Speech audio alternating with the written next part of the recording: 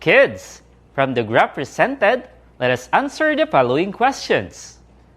What was the most favorite flower?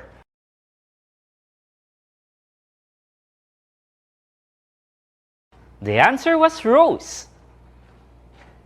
What was the least favorite?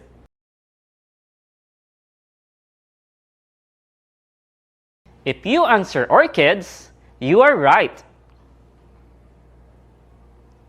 How many more pupils prefer daisy than orchids?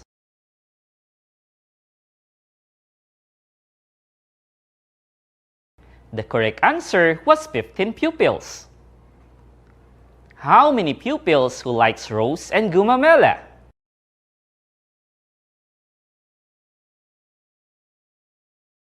If you answered 80 pupils, you got it right. Lastly, how many pupils participated in the survey conducted by Ms. Belmonte?